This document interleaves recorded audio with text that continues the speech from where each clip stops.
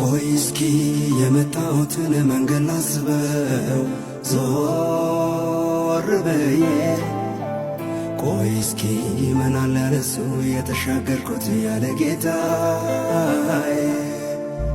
ለማለፍ ኃይል ሆኖልኝ ከጌታ እርዳታ በስቶልኝ ነው የማውቀው የአምላኬን ምሕረት ደግነቱና ቸርነቱ ነው። ግን ሳላስበው ፍቅሩ በልቤ ገባ ደህንነትን አገኘው ያለ ዋጋ ግን ሳላስበው ፍቅሩ በልቤ ገባ ደህንነትን አገኘው በሱ ጸጋ